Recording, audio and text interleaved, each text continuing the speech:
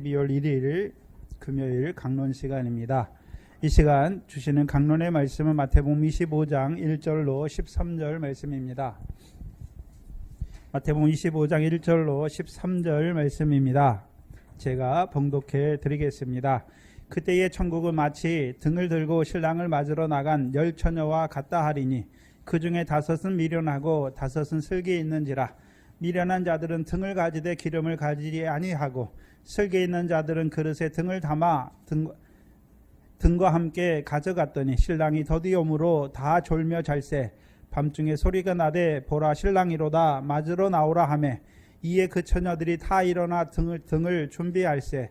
미련한 자들이 슬기 있는 자들에게 이르되 우리 등불이 꺼져가니 너희 기름을 좀 나눠달라 하거늘. 슬기 있는 자들이 대답하여 가로되 우리와 너희의 쓰기에 다 부족할까 하노니 차라리 파는 자들에게 가서 너희 쓸 것을 사라 하니 저희가 사러 간 동안에 신랑이 오므로 예비하였던 자들은 함께 혼인잔치에 들어가고 문은 닫힌지라. 그 후에 남은 처녀들이 와서 가로되 주여 주여 우리에게 열어주소서. 대답하여 가로되 진실로 너희에게 이르노니 내가 너희를 알지 못하노라 하였느니라. 그런즉 깨어있으라. 너희는 그 날과 그 시를 알지 못하느니라. 아멘. 마태복음 24장부터 시작된 감람산 강화의 말씀은 세상 끝의 징조. 근데 세상 끝은 왜 옵니까? 세상이 끝이 나야 인자가 오심으로 세상이 새롭게 되는 것을 보여주시는 것이죠. 그래서 인자의 오심을 위한 세상 끝의 징조를 우리에게 가르쳐 주고 계시죠. 그리고 이제 마태복음 25장을 통해서 세상 끝이 어떻게 우리 앞에 이루어질 건지를 말씀을 통해서 우리에게 보여주셨죠. 먼저는 천국 복음이 온 세상에게 증거되기 위하여 모든 민족에게 증거돼야죠. 그래야 끝이 온다고 말씀하셨죠. 그렇다면 단지 천국 복음이 온 세상에게 모든 민족에게 증거되기 위하여 온 세상에 전파되는 것이죠. 그렇다면 복음은 하나님 나라 복음이죠. 천국은 하나님 나라죠. 죽어서 가는 천국을 말하는 것이 아니라 하나님 나라죠. 그럼 하나님 나라의 복음으로 복음을 온 세상에 전파하는 이유가 무엇입니까? 단지 온 세상에 전파되면 끝이 오는 것입니까? 온 세상에 전파되게 하셔서 모든 민족을 모으시는 것이죠.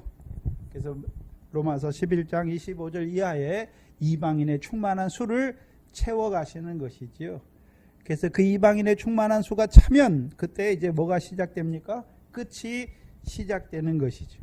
그리고 마태복음 25장 15절에 끝은 다니엘의 말한 바 멸망에 가증한 것이 거룩한 곳에 서면서 뭐가 시작됩니까? 큰 환란이 시작되는 것이죠. 그러나 그 큰 환란은 우리를 죽이시기 위한 환란이 아니라 구원하시기 위한 환란이지요. 다니엘서 12장 1절이었죠. 그렇죠? 개국 이래로 없었던 큰 환란이 있을 것인데 그 환란을 통해서 무릇 생명책에 기록된 자는 다 구원을 얻게 하시는 것이죠. 그래서 큰 환란을 통해서 이루시는 그 구원에 우리를 참여하게 하기 위해서 오늘 우리를 이 말씀으로 부르시는 것이죠. 그리고 무화과 비유를 통해서 무화과 나무의 비유를 통해서 여름이 가까운 줄 알라 말씀하시지요. 그래서 저주받은 무화과와 같았던 육적 이스라엘, 성령 시대에는 그 육적 이스라엘이 행함을 의지함으로 창 감람나무에서 끊어지지요. 그런데 그 이스라엘이 이제 회복되는 것을 보여주시는 것이죠. 그래서 육적 이스라엘이 2000년 동안 나라가 없이 뿔뿔이 흩어졌다가 1948년에 회복되잖아요. 그렇죠. 그래서 마지막 때에는 육적 이스라엘이 우리에게 그렇죠. 경계로 보여주시는 것, 육적 이스라엘을 통해서 하나님이 이루어 가시는 역사를 보여주시는 것이죠. 스가랴서 14절에요. 군대들이 예루살렘에 모이는 것을 통해서 그 환란이 일어날 것을 보여주시는 것이죠. 그래서 육적 이스라엘이 이제 회복되면 뭐가 가까이 왔습니까? 여름이 가까이 왔잖아요. 그래서 성경에서 말하는 여름, 해마다 무화과 나무가 여름에 피잖아요. 그럼 여름을 말하는 것이 아니라 우리 앞에 있을 큰 환란이 가까운 줄 알라 말씀하시는 것이지요.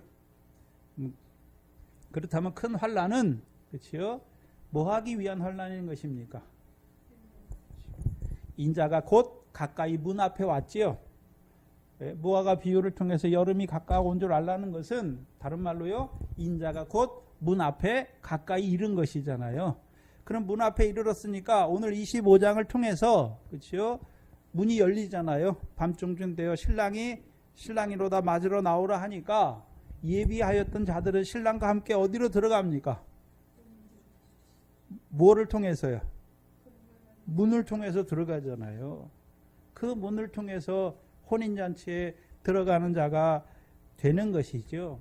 그리고 노아의 때를 보여주어서 노아의 때와 같이 인자의 임함도 그러하리라 말씀하죠. 뭘 말씀하시냐면 노아 때에도 많은 사람들이 먹고 마시고 시집가고 장가가지요. 그래서 홍수가 날 때까지, 홍수가 임하여 저희를 멸할 때까지 깨닫습니까? 깨닫지 못합니까? 깨닫지 못해. 그러면 인자의 임함도, 인자가 오실 때도 사람들이 뭐 하고 있습니까? 먹고 마시고 시집가고 장가가면서 왜 큰 환난을 통해서 인자가 문 앞에 이르러서 그들을 큰 환난을 통해서 구원하시는지를 깨닫지 못하는 자들이 되는 것이죠. 그러면 노아 때 그 홍수로 말미암아 다 망했습니까? 그렇죠. 노아와 같이 먹고 마시고 시집가요. 노아의 식구들도. 근데 뭘 위해서 먹고 마시고 시집갑니까? 방주를 짓기 위해서 먹고 마시고 시집가고 장가가는 것이죠. 그러면 저와 여러분의 오늘도 뭘 위해서 오늘 우리가 먹고 마시고 시집가고 장가가는 것입니까? 육신을 위해서 먹고 마시고 시집가고 장가가는 것이 아니라 주님이 오실 것을 아니까 예비하기 위해서, 곧 오늘 본문에 등과 기름을 준비하는 자로 살아가는 것이죠. 그걸 위해서 먹고 마시고 시집가는 것이죠. 그리고 그 날과 그 때를 아무도 모른다라고 말씀하셔서 모르니까 어떻게 하고 있으란 말입니까? 예비하고 있으라. 근데 어떻게 예비하는 것입니까? 하나님이 세우신 종을 통해서, 지혜 충성되고 지혜 있는 종이 집 주인에게 그 집 사람들을 맡아 때를 따라 양식을 나눠주게 하셔서 그 양식을 먹은 자들이 이제 인자의 오심을 예비하는 자로 살아가는 것이죠. 그리고 오늘 본문 25장이 시작되는 것입니다. 그래서 25장은 1절이 무엇입니까? 그때의 천국은 말씀하죠. 그렇죠? 그때의 천국은 말씀하죠. 그래서 천국은 죽어서 가는 천국을 말하는 게 아니죠.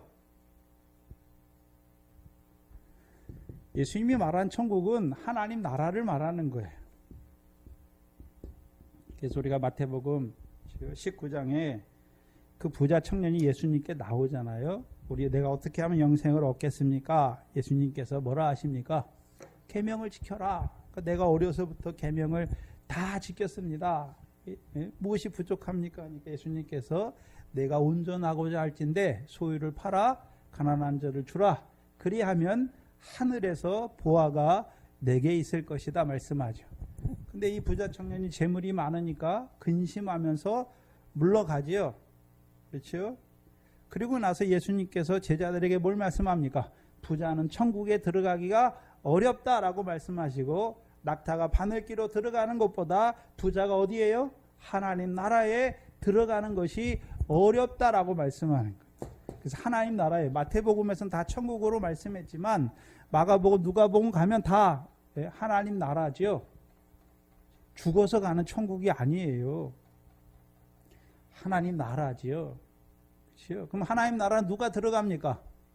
거듭난 자가 들어가지요. 먼저 거듭나야 하나님 나라를 보고, 그 다음에 보기만 하면 됩니까? 물과 성령으로 나야 들어가는 것입니까? 물과 성령으로 나야 들어가는 것이죠. 그렇죠? 그럼 누가 거듭납니까? 광해 연단이죠. 광해 연단. 그래서 애굽에서 나온 것을 물세례라고 말하죠. 물세례. 세례 요한의 물세례. 그렇죠? 그 물세례는 누구에 대해서 증거하는 것입니까? 예수에 대해서 자세히 증거하는 것이죠. 사도행전 18장에 아볼로가 유대인의 회당에 가서 예수에 대해서 자세히 말하며 가르치는데 세례 요한의 세례만 알죠.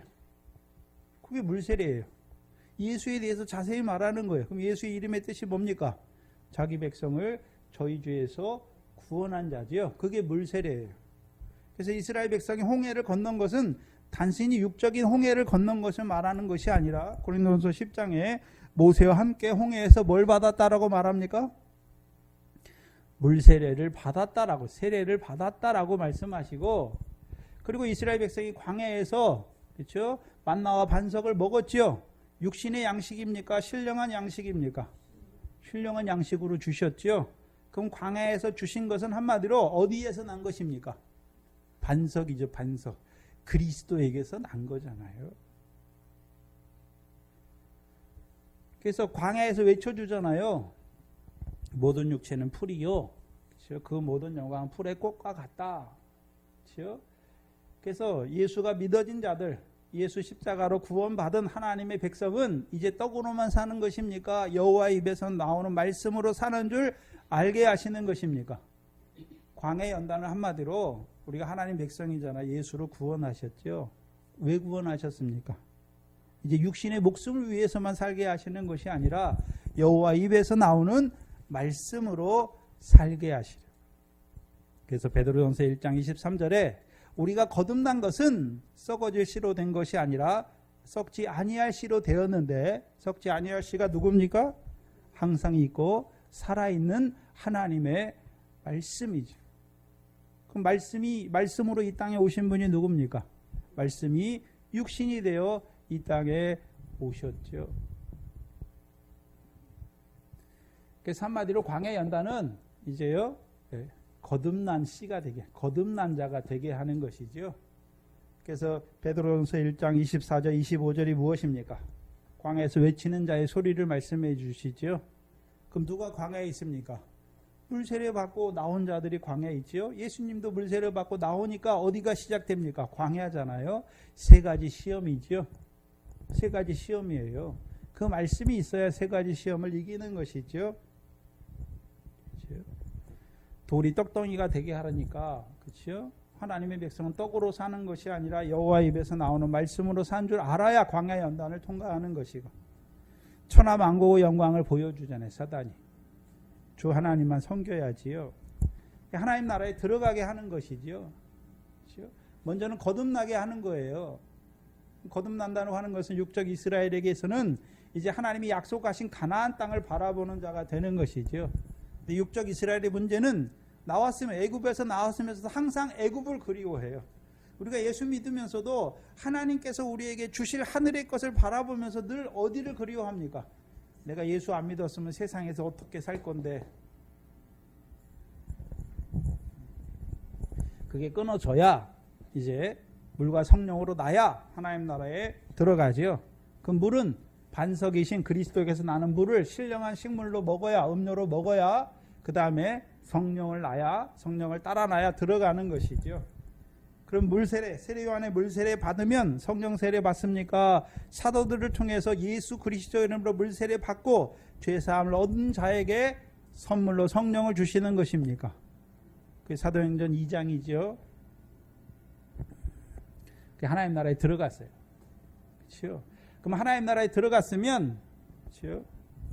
그럼 들어갔으면 다 됐습니까? 하나님 나라에 들어간 자들은 무슨 일을 해야 됩니까? 하나님 나라의 일이죠. 하나님 나라의 일. 그렇죠? 그래서 성경에서 일이 두 가지잖아요. 하나님의 일과 하나님 나라의 일이죠. 하나님의 일은 하나님의 보내신 자를 믿는 게 하나님의 일이고, 하나님 나라의 일은요, 이제 그 나라와 의를 구하는 자로 한 날 한 날 사는 것이죠. 그 다음 천국은 하나님 나라에 대해서 말하는 거잖아요. 그래서 성경에 나오는 비유는 거의 무슨 비유입니까? 천국 비유예요. 천국 비유. 그렇죠? 천국 비유죠. 하나님 나라에 대해서 비유는 알기 어려운 거니까 이 사람들이 알기 쉽도록 쉽게 설명하는 게 비유가 아니죠. 마태복음 13장 몇 절입니까? 찾아보시죠. 13장 34절 35절입니다.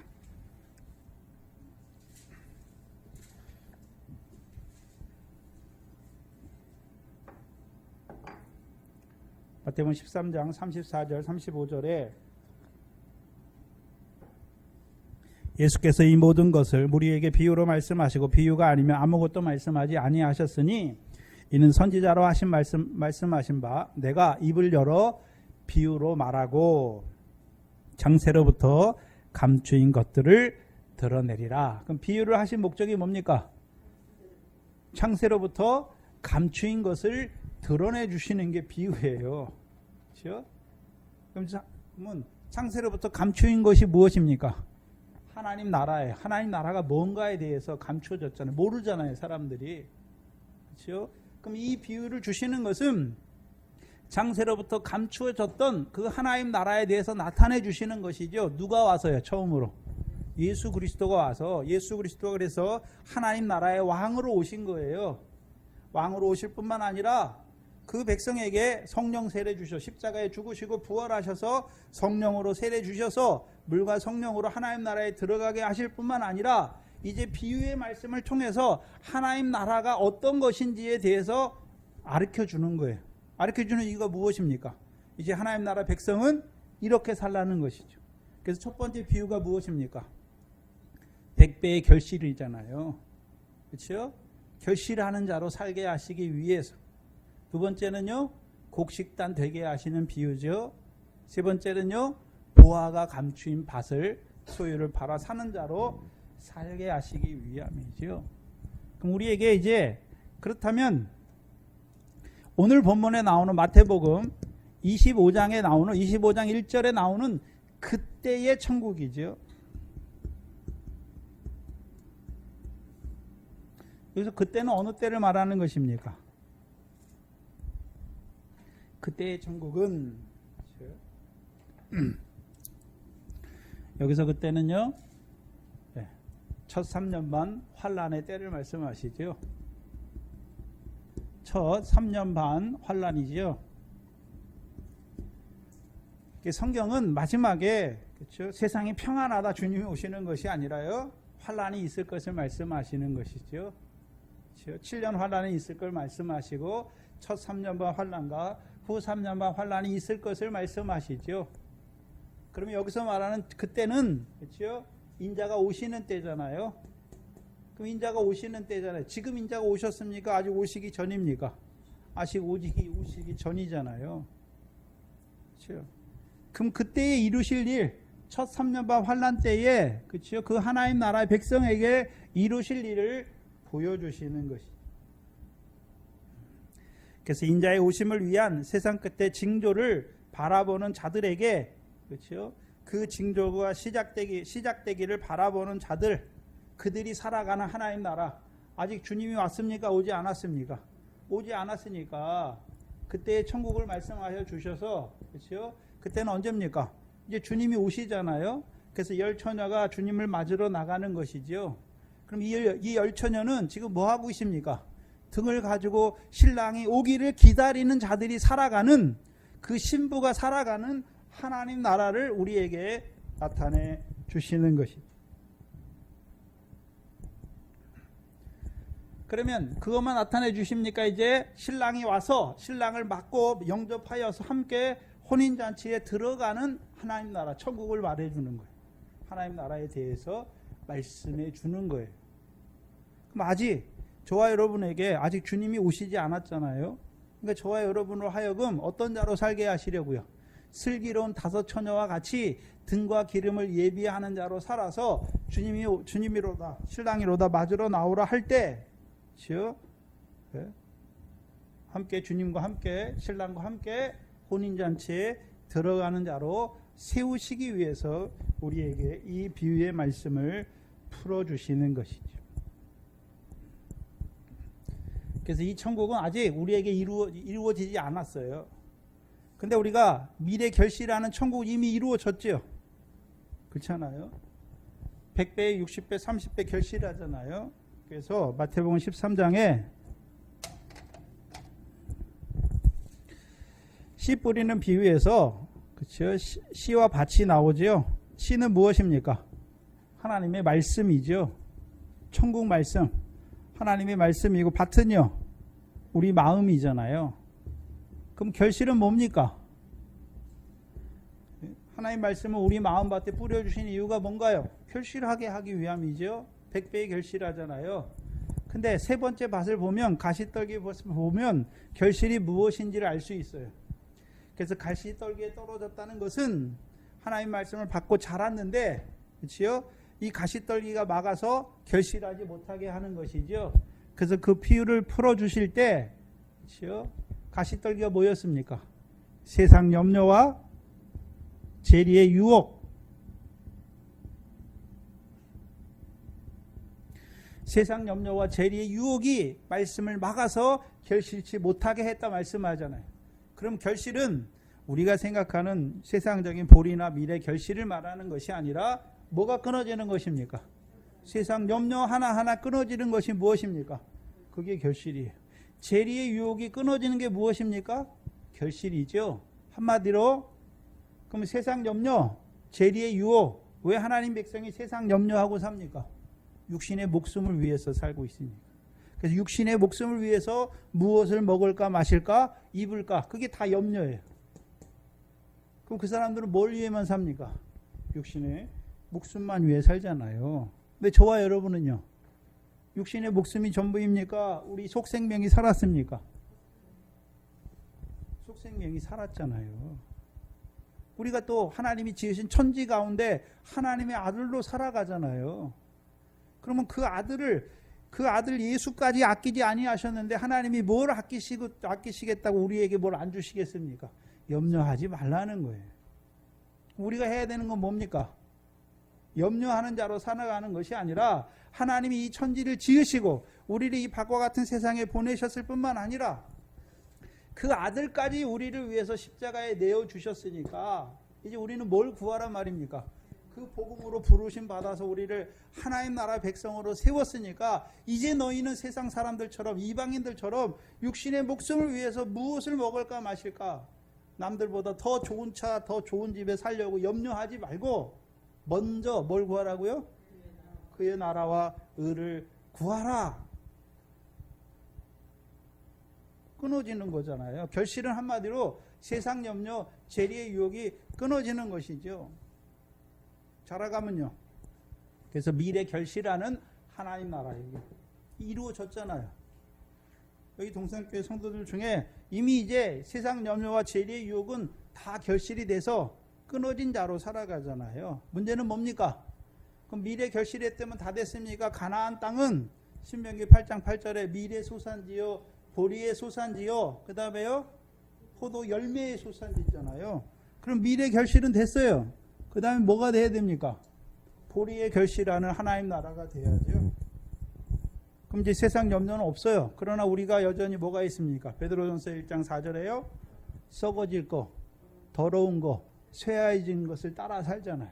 세상 염려는 없는데 더러운 거, 썩어질 거, 쇠하해지는 것을 따라 살잖아요. 그것도 하나하나 어떻게 됩니까? 끊어져야죠. 그게 보리의 결실이죠. 그럼 열매죠. 그 다음에 세 번째가 열매죠. 뭐가 열매입니까? 예수님이 참 포도나무고 우리가 가지죠. 우리가 열매를 맺어야 되는데 열매가 뭡니까? 성령의 열매죠. 사랑이죠. 사랑. 사랑이 열매죠. 성령의 열매 9가지 열매를 말씀하시죠. 그러면 아직 하나님 나라에 들어오지 못한 자도 있어요. 광야에 살아가는 자들도 있고 하나님 나라에 들어와서 결실하는 하나님 나라의 백성으로 살아가는 자들도 있고 이제 보리에 결실하는 자들도 살아가는 자들도 있고 성령의 열매, 그 사랑하는 자들로 살아가는 자들도 있다는 것이죠. 그렇다면 마태복음 25장에 나오는 이 천국은 그렇죠? 하나님 나라인데 그렇죠? 여기서는 슬기로운 처녀들, 등과 기름을 가진 자로 살아가는 하나님 나라죠. 누구를 기다리고 있습니까? 신랑을 기다리는 자로 살아가는 하나님 나라를 말씀하는 것이죠. 그래서 이 등불 비유인데 이 비유에서 특징이 뭡니까? 신부예요. 신부. 신랑과 신부죠.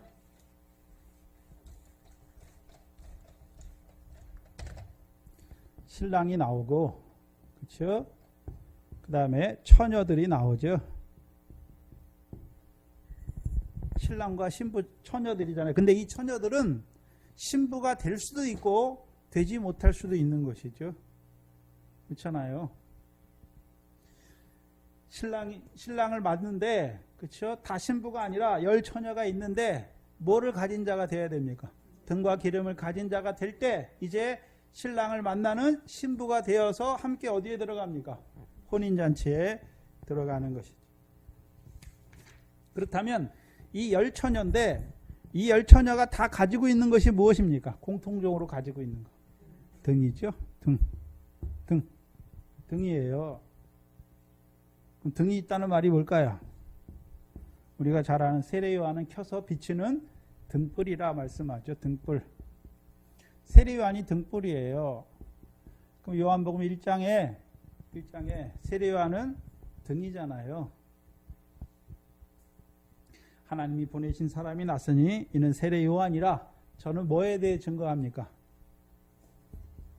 빛에 대해 증거하죠. 그래서 자기를 인하여 이 빛을 사람들로 하여금 이 빛을 믿게 하는 것이죠. 빛이 누굽니까? 예수님이잖아요. 말씀이 육신이 되어 오셨는데 그가 세상의 빛이죠. 세상의 빛이에요.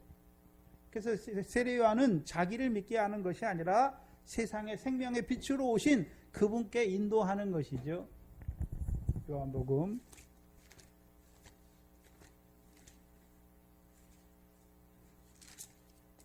3장입니다.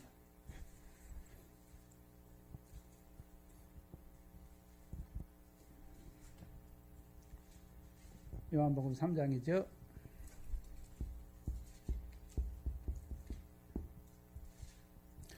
요한복음 3장 28절로 30절이죠. 나의 말한 바 나는 뭐가 아니라고요? 그리스도가 아니요 그의 앞에 보내심을 받은 자라고 증거할 것은 너희라. 신부를 취하는 자는 누굽니까? 신랑이나. 그렇죠? 서서 신랑의 음성을 듣는 친구가 기뻐하나니 나는 이런 기쁨이 충만하여노라. 그는 흥하여겠고 나는 쇠하여 하리라. 그럼 세례요한은 누굽니까? 신랑입니까? 신랑 친구입니까? 신랑 친구죠. 그럼 여기서 신랑은 누굽니까? 그리스도죠. 그리스도. 신랑을 말할 때 성경은 그리스도를 말하잖아요. 그럼 등을 가진 자들은 세례요한의 등을 가졌잖아요. 세례요한을 통해서 주시는 말씀이에요. 그 말씀을 받아야 신랑이 그리스도를 만나는 자가 되는 것이죠. 그렇죠?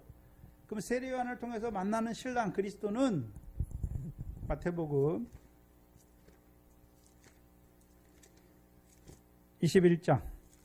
21장이죠. 32절을 보시면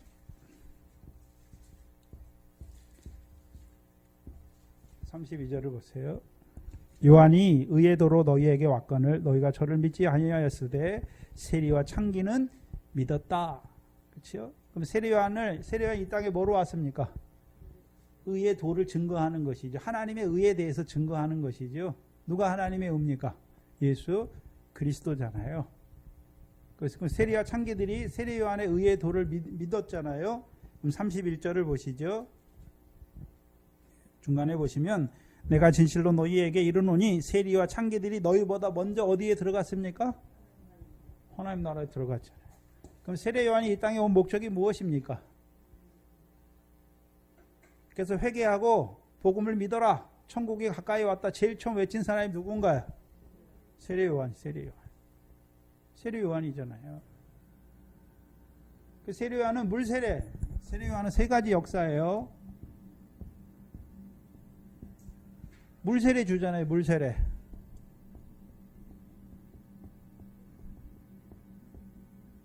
예수에 대해서 증거하죠. 요한복음 1장 29절이죠. 보라 하나님의 세상 죄를 지고 가는 하나님의 어린 양이다. 무슨 죄를 지고 갑니까? 그럼 예수님이 세상 죄를 어디에서 지셨습니까? 십자가잖아요. 십자가예요. 예수님이 이 땅에 왜 왔습니까? 우리의 세상 죄를 십자가의 죽으심으로 다 사해 주시는 것이죠. 두 번째, 그럼 물세례 받았어요. 그럼 광야에 시작됐죠. 근데 누가복음 3장에 보면 세례요한을 자기를 뭐라고 말합니까? 외치는 자의 소리. 어디에서요? 광야에서. 광야에 외치는 자의 소리잖아요.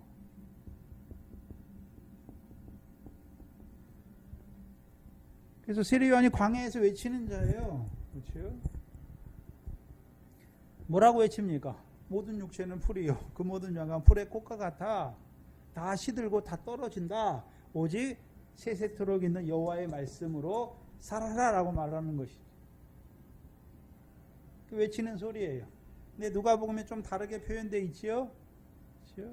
모든 육체가 하나님의 영광을 보리라 말씀하잖아요. 그럼 우리가 육체는 우리를 말씀. 하나님의 백성이 하나님의 영광을 언제 봅니까? 그래서 그리스도는 우리가 누가복음 24장에 보면 그리스도가 고난 받으신 후에 어디에 들어갑니까? 영광에 들어가잖아요. 그래서 구약 성경을 한마디로 말하면 메시아가 오시는데 그가 고난을 받으시고 후에 어디에 들어가신다고요? 영광에 들어가시는 거죠. 부활하시는 것을 말하는 것이잖아요. 그러면 여기서 말할 때 광야에 외치는 자의 소리를 말할 때 누가복음에서는 모든 육체가 하나님의 구원, 영광을 보리라. 이사야서는 하나님의 구원을 본다고 말했고 누가복음에서는 하나님의 영광을 보리라 말씀하잖아요. 그럼 영광은 우리가 세상 영광은 마귀가 주는 것이고 천하 만국의 영광을 주잖아요. 그리스도는 우리에게 뭘 보여주십니까?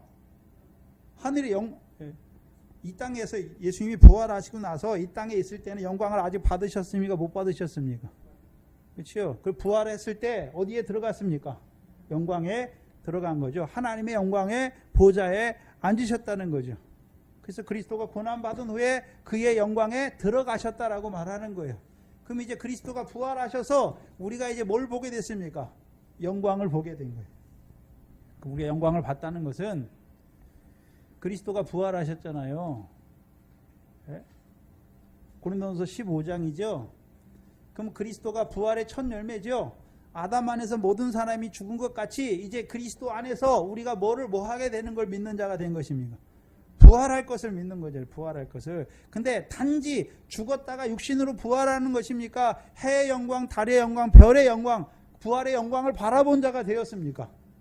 부활의 영광을 바라본 자가 됐단 말이죠. 그걸 말하는 거예요. 그래서 베드로전서에서는 예수 그리스도의 부활하심으로 말미암아 우리를 거듭나게 하사 산 소망이 있게 하셨으니 곧 이 땅에 있는 것입니까? 하늘에 있는 것입니까? 이제 우리가 이제 뭘 보게 됐습니까? 하늘에 있는 그 내세의 소망, 영원한 것을 바라보는 자가 됐단 말이죠. 봤으니까 이제 골로새서에서는 위의 것을 찾으라라고 말하는 것이죠. 그럼 하늘에 있는 것은 무엇입니까? 예수 그리스도 나타날 때 우리에게 주실 칭찬과 영광과 존귀죠. 이 세상의 칭찬과 영광과 존귀가 아니라 바리새인들은 이 세상 사람들의 칭찬과 영광을 얻기를 좋아하잖아요. 사람의 영광을 취하는 것이고 그리스도께서 보여주시는 영광은 이제 그리스도 나타날 때에 우리에게 가져오실 칭찬과 영광과 존귀를 바라보는 자가 됐어요. 부활의 소망을 가진 자가 됐단 말이죠. 하늘의 것을 바라보는 자가 됐단 말이에요. 그래서 그리스도 안에서 우리가 아들이잖아요.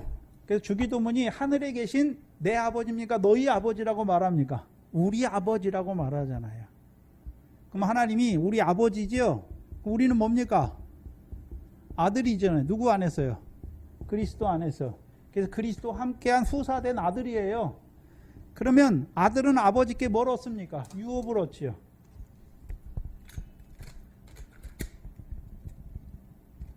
그럼 하나님 아버지는 무슨 아버지입니까? 하나님 무슨 하나님입니까? 영광의 하나님이죠. 그럼 우리에게 뭘 주시길 원하시는 거죠? 영광을 주시는 거죠. 상과 영광을 주시는 거죠. 하늘에 계신 아버지께서 갚으시는 상이잖아요. 상. 네? 기뻐하고 즐거워하라. 너희 상이 큼이라. 하늘에서 너희 상이 큼이라 말하잖아요. 의를 인하여 핍박을 받는 자는 울고 낭망하고 좌절하라 말하는 것이 아니라 기뻐하고 즐거워하라. 왜요? 하늘에서 너희 상이 크다. 그럼 이제 광야에 외치는 자의 소리를 통해서 우리로 하여금 그 하늘의 소망을 바라보는 자로 살리신 거예요. 그게 세례 요한이에요. 그 다음에 세 번째는 뭡니까? 성령 세례 주실 분을 증거하잖아요. 세례 요한. 그렇죠? 나는 물로 세례를 주지만 내 뒤에 오시는 이는 능력이 많으시니 그는 너희에게 뭐가 뭘로 세례를 주신다고요? 네. 불과 성령으로 세례를 주실 것이다. 성령 세례는 사도들이 주는 게 아니에요. 누가 줍니까? 그리스도께서 직접 주시는 거예요. 그러면 이 세례 요한을 통해서, 등불인 세례 요한을 통해서 하나님의 백성들을 믿게 하는 거죠. 누구를요? 신랑이죠. 어떤 신랑입니까? 십자가의 날 위해 죽으셨을 뿐만 아니라 부활하셔서, 그렇죠? 우리의 부활의 소망을 주셔서 우리에게 또 뭘 주십니까? 성령 세례 주시는 그리스도께 인도하는 신부, 친구예요, 친구. 그럼 세례 요한의 인도를 받으면 우리가 이제 누구를 만나게 됩니까? 신랑인 그리스도를 만나게 되는 거예요. 신랑인 그리스도를 만나게 되는 거예요. 그럼 세례 요한이 그때만 물세례 줍니까? 아볼로도 물세례 줬잖아요. 그렇죠? 사도들도 준 게 뭡니까? 예수 그리스도 이름으로 세례를 주는 것이죠. 그러면 사도들만 줍니까? 오늘 우리가 교회가 베풀어야 되는 것이 무엇입니까? 세례예요, 세례. 애굽에 있는 자들에게는 물세례, 광야에 있는 자들은 이제 예수 그리스도 이름으로 물세례 줘서 죄사함 받게 하고 성령을 선물로 받는 자가 되게 하는 것이죠. 그럼 이제 하나님 나라의 백성들에게 성령 세례를 받아서 하나님 나라의 백성으로 살아가는 자들에게 또 세례가 있어요. 그래서 성경은 세례를 하나라고 말하는 것이 아니라 세례들이라고 말하는 거예요. 히브리서 5장이죠. 도의 초보를 닦지 말라. 죽은 자들 회개함과 세례들이다라고 말씀하죠. 그럼 이제 하나님 나라 백성에게 주는 세례가 뭡니까? 이미 하나님 나라 백성 된 자에게 그리스도 예수 합한 세례죠. 로마서 6장이죠. 그리스도 예수 합한 세례는 이제 죄에 대하여 죽게 하는 거예요. 그렇죠? 그럼 세례 요한이 등불인데 이 세례 요한을 통해서 우리를 신랑이 그리스도께 만나게 하시잖아요.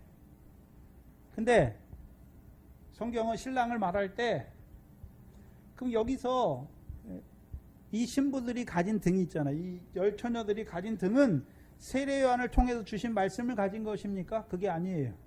이미 이 사람들은 하나님 나라에 살고 있잖아요. 신랑을 맞을 준비를 하는 자들이죠.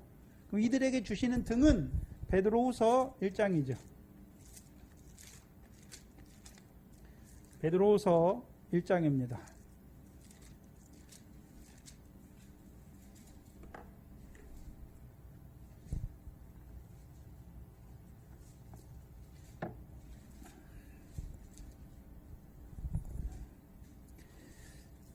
(16절) 이하에 보시면 16절로 19절이죠.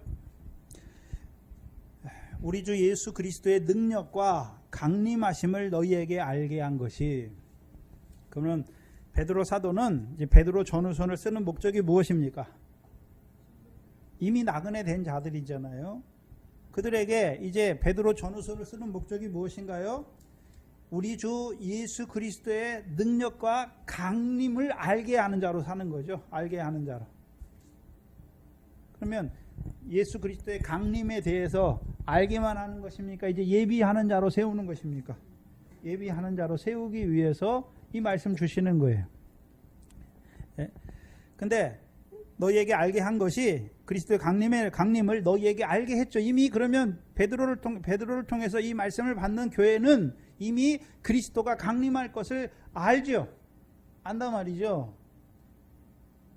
근데 문제는 뭡니까? 그게 공교하다고, 그거 꾸며서 만든 얘기라고 하는 자들이 나타난 거잖아요.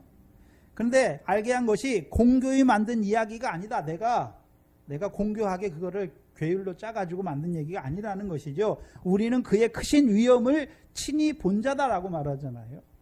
어디서 봤습니까? 17절이죠. 마태복음 17장에 따로 높은 산이죠. 지극히 큰 영광 중에 이러한 소리가 그에게 나기를 이는 내 사랑하는 아들이요 내 기뻐하는 자라 하실 때에 저가 하나님 아버지께 존귀와 영광을 받으셨다. 그래서 마태복음 17장 따로 높은 산에서 예수님의 얼굴이 변화되시잖아요. 그 옷이 희기가 그렇죠? 눈보다 희어지고 그 얼굴이요, 그렇죠? 영광이 빛나는 것을 보여주셨잖아요. 그럼 17장에 그 역사를 통해서 베드로는 뭘 봤습니까? 그때 큰 영광, 지극히 큰 영광 중에 나는 소리잖아요. 그러면 먼저는 예수 그리스도가 받을 영광을 보여주시는 것이죠. 예수 그리스도가 이미 16장에서 마태복음 16장에서 내가 예루살렘에 올라가 고난을 받고 죽임을 당하고 제3일에 살아날 것을 말씀하시죠. 그리고 17장에 가서 엿새 후에 따로 높은 산에서 주께서 어떻게 그 영광의 영광이 무엇인지를 직접 보여주시는 거예요. 그래서 지극히 큰 영광이에요. 그럼 베드로가 받은 영광입니까? 주께서 고난받고 부활하심으로 받으신 영광입니까? 주께서 받으신 영광이잖아요. 그런데 큰 영광 중에 소리가 나잖아요. 그렇죠? 그 소리가 날 때 이는 내 사랑하는 아들이여 기뻐하는 자라고 말씀하시죠. 근데 그리고 나서 마태복음 17장에 하나 더 하잖아요. 너희는 그의 말을 들으라 말씀하잖아요. 그러면 큰 영광을 받으신 주께서 이제 제자들에게 말씀하시는 거죠. 그게 분부하신 모든 것이잖아요. 마태복음 28장에. 그렇죠? 너희는 모든 민족에게 아버지와 아들과 성령의 이름으로 세례를 주고, 그렇죠? 두 번째 뭡니까? 내가 너희에게 분부한 모든 것을 가르쳐 지키게 하라.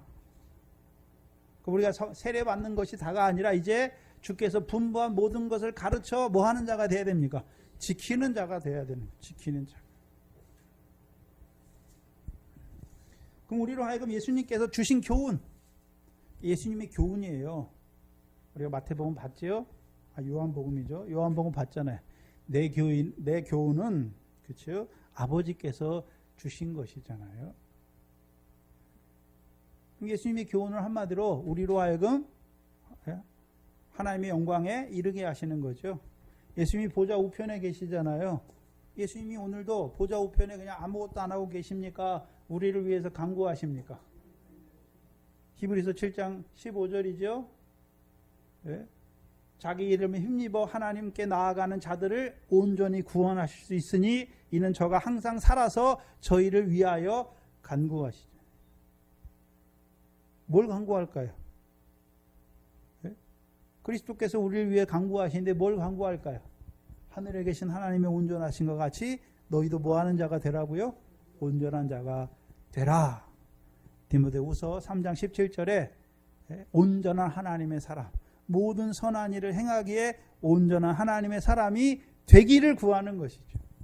온전한 구원을 얻기를 구하는 것이죠.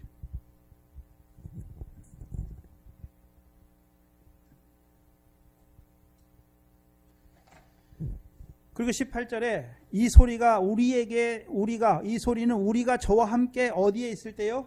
거룩한 산에 있을 때 하늘로부터 나옴을 들은 것이라. 19절에 또 우리에게 더 확실한 예언이 있어 어두운데 비치는 뭐 같다 말씀합니까? 등불 같다. 그럼 등불은 한마디로 뭡니까? 예언의 말씀이죠. 예언의 말씀. 그렇죠? 그 예언의 말씀이잖아요. 그럼 예언의 말씀은 자 구약에 있는 자들이 예언하잖아요. 선지자들. 구약의 선지자들의 예언은 무엇입니까? 오실 예수 그리스도잖아요. 하나님이 그 아들을 보내실 건데 그가 예수 그리스도잖아요. 그렇죠? 하나님이 그 아들을 보내실 거다. 로마서 1장 2절에요. 복음은 하나님이 옛적에 선지자들로 말씀하신 바 그 아들에 관하여 기록한 것이죠. 오시잖아요. 근데 복음서는 뭡니까? 오셨어요. 마태복음, 마가, 누가복음 오셨잖아요. 하나님의 아들로 오셨죠. 특별히 아브라함과 다윗의 자손으로 오셨지요. 왜요? 아브라함에 약속하신 거, 다윗에게 약속하신 것을 이루어 주시기 위해서 오신 것이죠. 네? 그래서 다윗의 자손으로 십자가에 죽으시는 거죠. 예수 유대인의 왕으로 십자가에 죽으시죠. 구약에 예언하신 대로 이사야서 53장에 속건제물로 죽으셨죠. 그리고 예언하신 대로 부활하셨죠. 그렇죠? 그래서 하나님 보좌 우편에 앉아 계시죠. 뭐 하십니까? 오늘 우리에게 아버지의 성령을 부어주어서 우리를 이 땅에서요 그 나라와 의를 구하는 자로 온전한 하나님의 아들로 후사를 얻을 자로 살아가게 하시는 것이죠. 이게 예언이에요. 구약의 선지자 예언. 근데 베드로도 뭐 하고 있습니까 지금? 예언하고 있죠. 예언. 그렇죠? 예언인데 베드로는 뭘 예언합니까? 다시 오실 예수 그리스도잖아요. 그렇죠? 하나님 보좌 우편에만 계십니까? 다시 오신다고 말씀했습니까? 다시 오실 예수 그리스도. 19절에 우리에게 더 확실한 예언이 있다라고 말씀하잖아요. 그럼 베드로가 있는 게 뭡니까?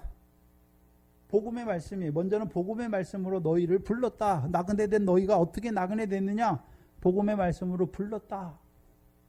그리고 베드로에게 있는 것이 무엇입니까? 이 예언의 말씀이죠. 뭐에 대해서 예언하는 것입니까? 그리스도의 강림에 대해서 예언하는 것이죠. 그게 뭡니까?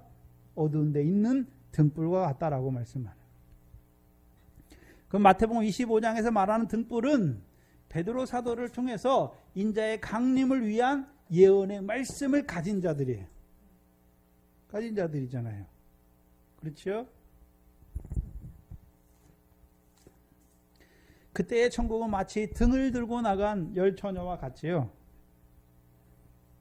그럼 등을 가진 자들은 그냥 어두우니까 등을 가지기 위해서 가진 등을 말하는 게 아니에요. 세례요한이 등불이듯이 베드로가 등불이에요. 인자의 강림을 예비하는 예언의 말씀을 우리에게 주신 것이죠. 그럼 베드로만 주셨습니까? 사도 바울도 줬습니까? 사도 바울도 줬잖아요. 특별히 우리에게 그 예언의 말씀을 가장 밝히 나타내 주신 데가 어디입니까? 계시록이잖아요. 계시록이죠.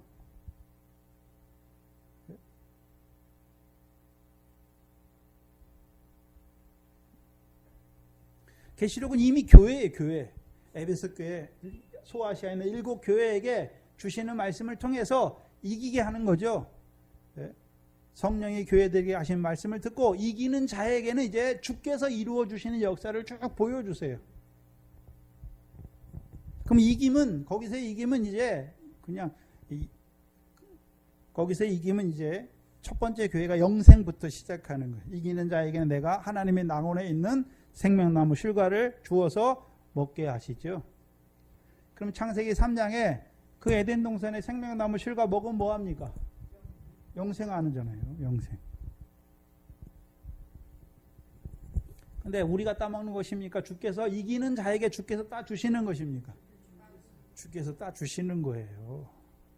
그럼 영생하는 자에게 이제 그 뒤에 있는 교회들을 통해서 주시는 말씀을 통해서 한 번만 이겨야 됩니까? 이기고 또 이기고 또 이기게 하시는 것입니까?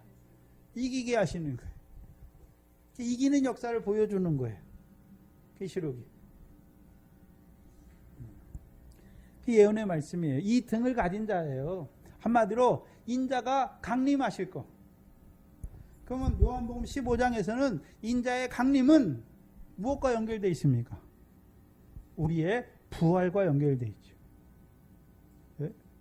부활에 대해서 말하면서 그리스도 안에서 모든 자들이 삶을 얻을 것이다 말하고 그 순서는 어떻게 됩니까?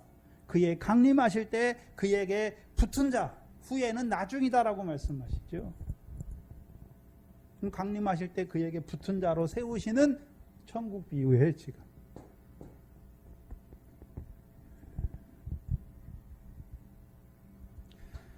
그러면 세례 요한이 증거하는 신랑과 베드로 사도가 증거하는 신랑, 세례 요한의 증거는 이 땅에 오신 예수 그리스도를 증거하는 것이고, 베드로는요 다시 오실 신랑에 대해서 증거하는 것이잖아요. 증거가 다르잖아요. 신랑이라고 다 같은 신랑이 아니에요. 고린도후서 11장에 사도 바울이 또 신랑을 맺어주잖아요. 사도 바울은 중매쟁이죠. 정결한 처녀를 그 신랑이 그리스도께 중매하는 것이죠. 그럼 사도 바울이 하는 일이 뭡니까? 신랑을 맞으려면 처녀들은 어떤 자로 살아야 됩니까? 정결한 자로 살아야 돼요. 그런데 고린도 교회의 모습은 뭡니까? 다툼이 있고 우상 숭배에 대한 문제가 있고 음행이 있고 간음이 있고 은사의 문제가 있고 여러 가지 문제가 있어요. 정결합니까? 정결치 못합니까? 정결치 못한 자들을 정결한 자들로 만드는 거예요. 그래서 신랑인 그리스도께 영접하는 정결한 처녀를 그리스도께 중매하는 것이죠. 그럼 고린도 교회예요. 고린도 교회에서 그러면 정결한 처녀로 그리스도께 중매하는 이유가 무엇입니까? 고린도후서 5장 15절이죠. 15절 이하의 17절이죠. 그리스도 안에서 새로운 피조물로 살아가게 하시기 위해서. 근데 지금 마태복음 25장의 등은 예언의 말씀이 있잖아요. 베드로 사도가 중매쟁이에요. 사도 요한이 중매쟁이에요. 누구에게 인도합니까? 강림하실 때 그에게 붙은 자로 세우시기 위한 중매쟁이.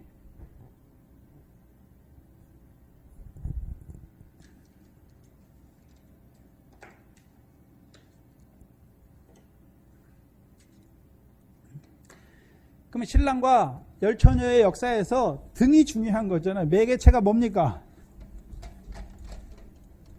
등이에요. 등. 중요한 게 등.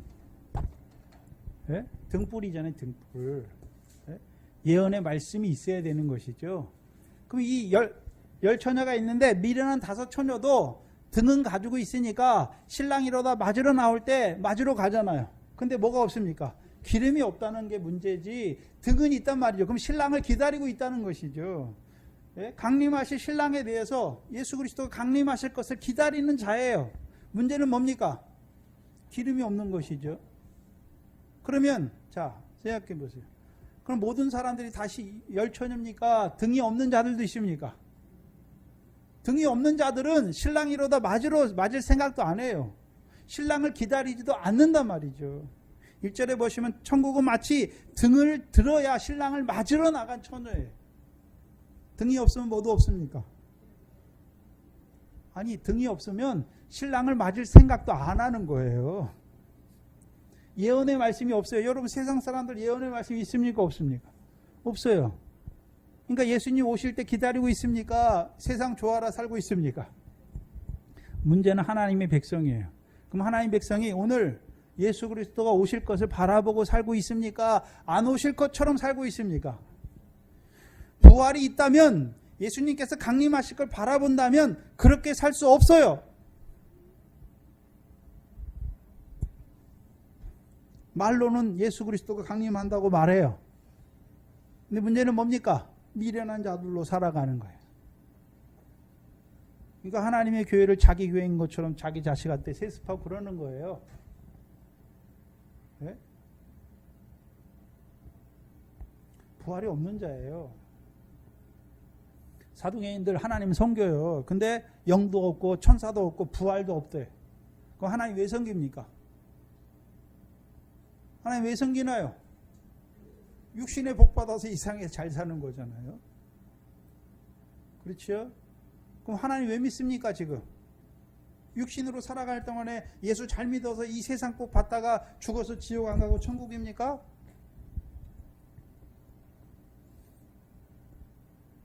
망하는 거예요. 망하는 거.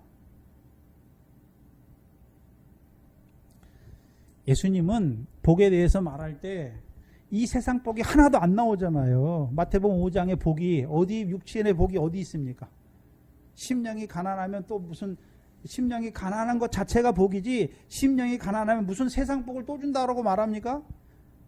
온유한 게 복이에요. 그건 다 육신에 관계된 게 하나도 없어요. 마음이에요. 마음 우리 심령. 심령이 가난한 게 복이고 온유한 게 복이고 그렇죠? 애통하는 게 복이고 의에 줄이고 목마른 자가 복이고 마음이 청결한 자가 복. 다 마음의 복이에요. 마음의 복. 그래서 예수님은 이 땅에 뭐 하러 오셨습니까? 안식이죠. 쉼을 주시기 위해서. 수고하고 무거운 짐진 자들아 다 내게로 오라. 내가 너희를 쉬게 하리라. 근데 우리 육신을 쉬게 한단 말입니까? 내 멍에를 메고 내게 배우라. 그리하면 너희 마음이 뭘 얻는다고요? 그게 안식이에요. 무슨 육신의 평안이 아니란 말이죠. 마음의 평안이에요. 그리스도 예수에게 있는 평강이 너희 마음과 생각을 지키시는 것이지 우리 육신을 지키시는 게 아니에요. 그 만약에 하나님의 평강이 육신을 지킨다면 예수님은 죽지 말아야 돼요. 사도들도 죽으면 안 되죠. 육신의 고통을 고난을 받으면 안 되는 거잖아요. 근데 하나님의 아들은 십자가에서 고난받고 죽고 예수님을 가장 잘 믿었던 사도들도 다 뭐합니까? 말년이 육신의 평안이 아니에요. 다 고난받잖아요. 왜요? 그리스도와 함께 영광을 얻기 위하여 그와 함께 고난을 받아야 되는 걸 아는 것이죠. 예수 믿는 것은 예수 믿어 복받아서 이 세상을 누리는 삶이 아니란 말이에요. 예수 믿으면 팔아야 돼요. 예수님 소유를 팔라 하시죠. 소유만 팔라 하십니까? 네 자식도 부모도 전토도 집도 다 팔라 하십니까? 그럼 예수 믿으면 다 팔아야 되나요? 예수 안 믿는 남편과도 이혼하고 그런 걸 말하는 게 아니에요.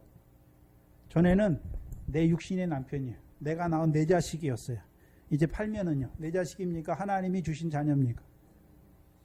하나님이 주신 자녀로 갖는 거잖아요. 그럼 하나님이 자녀로 왜 주셨습니까? 네 자식, 네 육신 키우라고 주신 것이 아니라 하나님의 자녀로 키우라고 주신 거예요. 남편을 왜 줬습니까? 육신의 남편으로 준 게 아니에요. 한 몸으로 주셨잖아요. 함께 유업을 바라보는 아브라함과 사례처럼 믿음 안에서 함께 유업을 바라보는 남편으로 주신 거예요. 아내로 주신 거예요. 그래야 이제 부부간에 어떤 자를 어떤 뭐를 이루어 갑니까? 사랑을 이루어 가는 것이죠.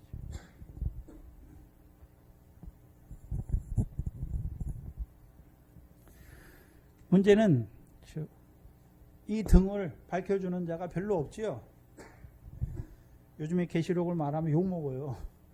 세상이 이렇게 망할 것 같지 않고 더 발전할 것 같은데 무슨 예수님이 온다고 그러냐. 베드로후서 3장 10절에 주의 날이 도적같이 오면 하늘이 불에 풀어지고 이 보이는 옛 하늘과 옛 땅은 다 없어지게 돼 있어요. 근데 문제는 그럼 옛 하늘과 옛 땅이 없어지면 그러면 우리가 어떠한 자로 살아야 됩니까? 거룩한 행실로 살아야지요. 왜요? 우리가 이 땅에 사는 것은 이 땅은 없어져요. 의에 거하는 바 새 땅, 새 하늘과 새 땅을 바라보는 자로 살아야 하는 것이죠.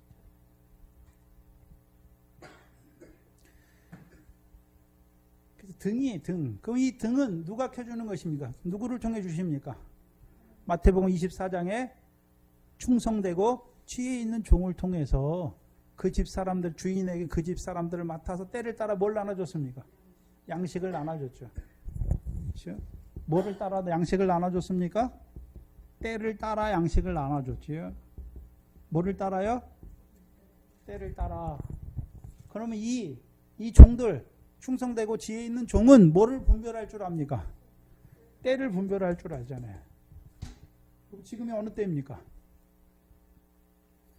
지금이 어느 때인가요?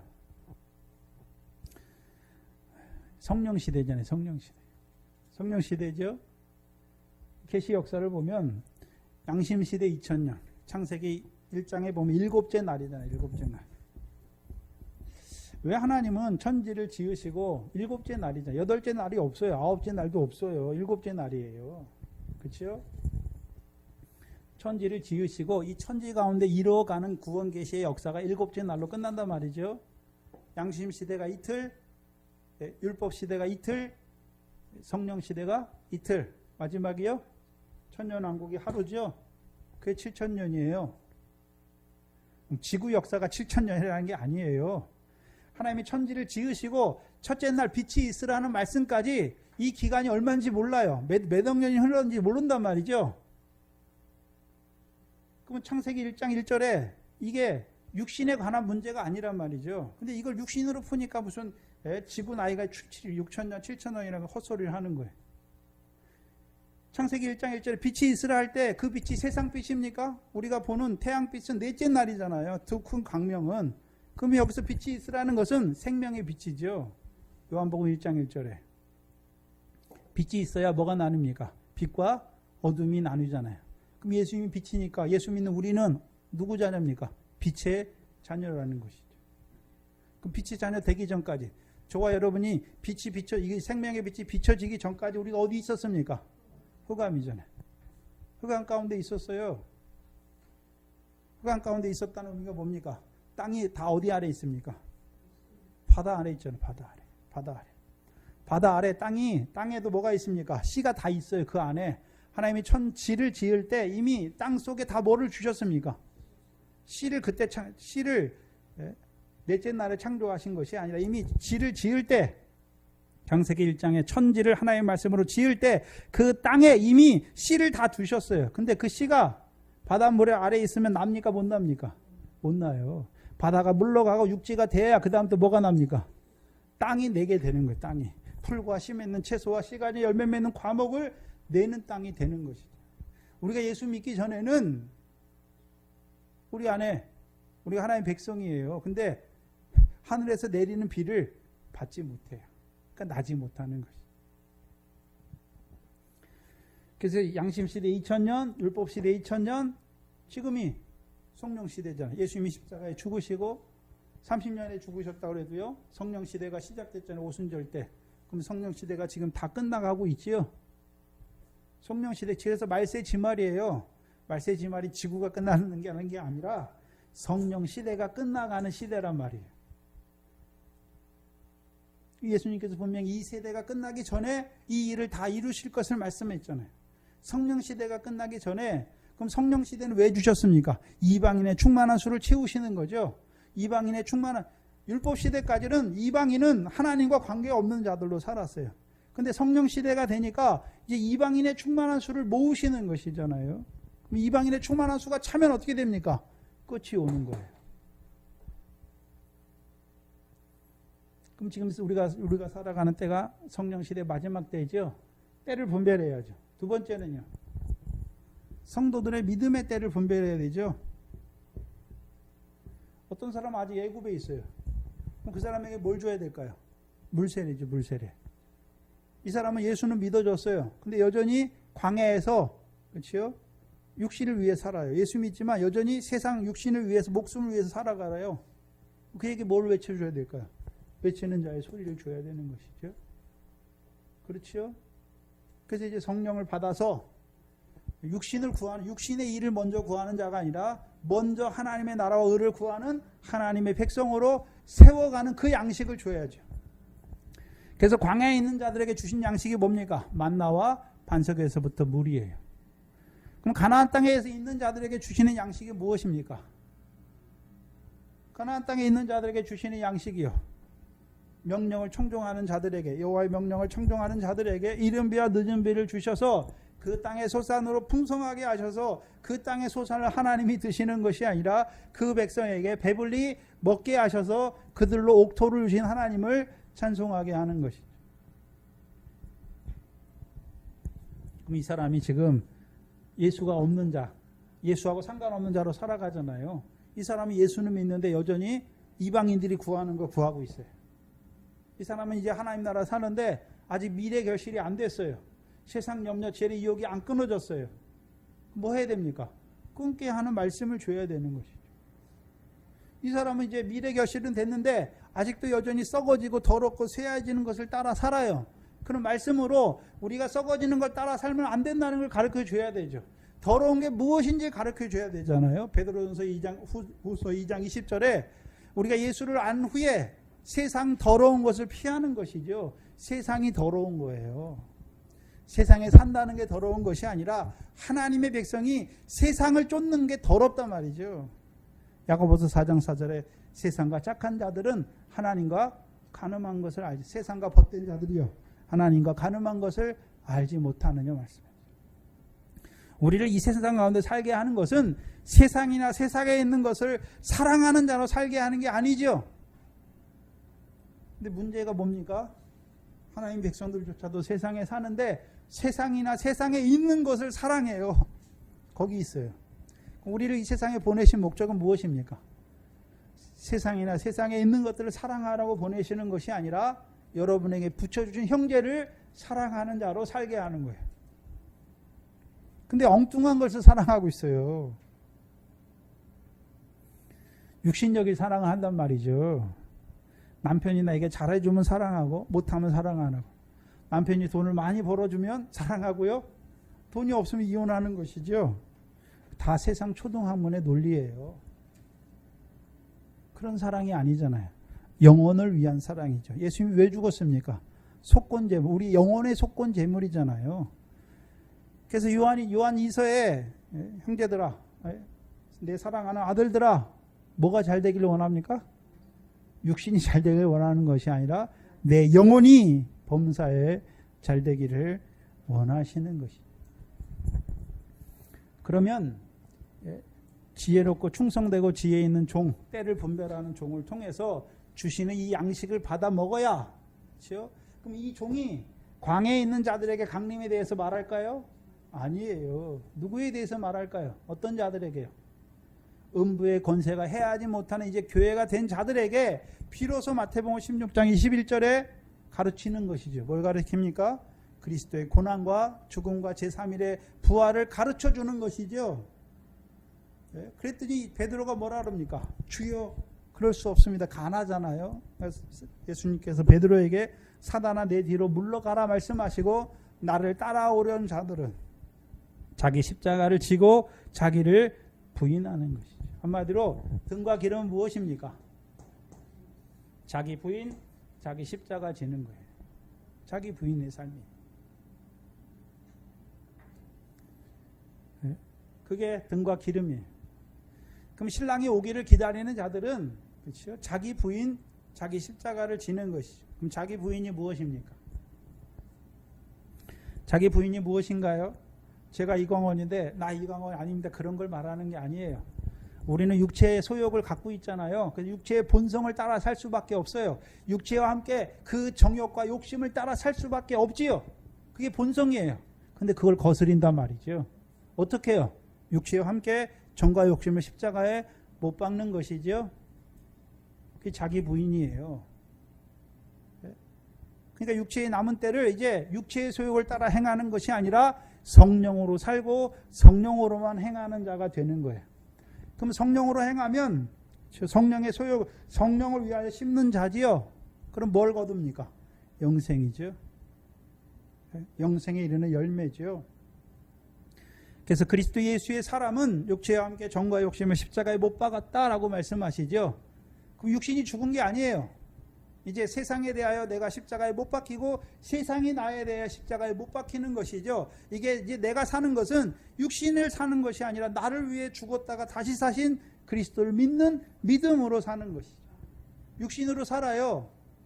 근데 육체의 정과 욕심을, 육신과 소욕을 따라, 육체의 마음을 따라 사는 것이 아니라 육체의 남은 때를 살지만 육신의 정욕을 따라 사는 것이 아니라 하나님의 뜻만 행하는 자로 사는 거예요. 하나님의 뜻이 뭡니까? 내가 너희를 사랑한 것처럼 너희도 뭐 하라고요? 사랑하는 거예요. 사랑하는 거예요. 근데 사랑도 열매인데, 열매죠? 그럼 사과나무에 열매가 있는데 열매가 다 똑같습니까? 다릅니까? 다르죠. 사랑도 다 달라요. 열매가 작은 사랑도 있고 큰 사랑도 있죠.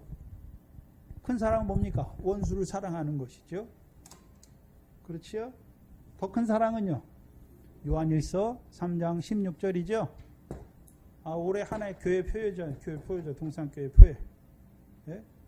우리가 그리스도의 사랑을 알았으니까 이제요. 형제를 위하여 죽는 것도 마땅한 거예요.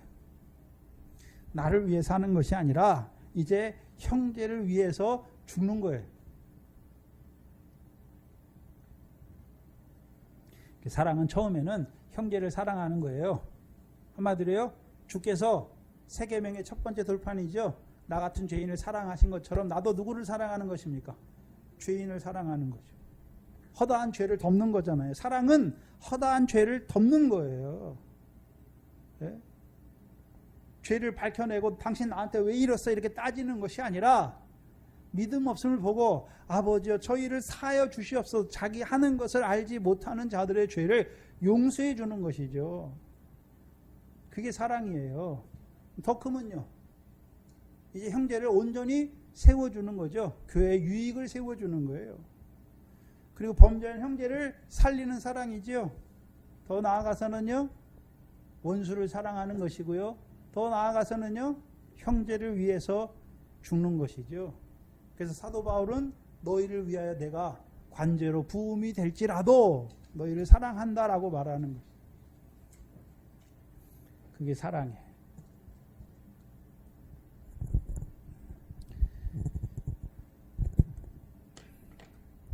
그렇다면 자 신랑을 맞으러 가는 자들은 예언의 말씀이 먼저 있어야 되고 그렇죠?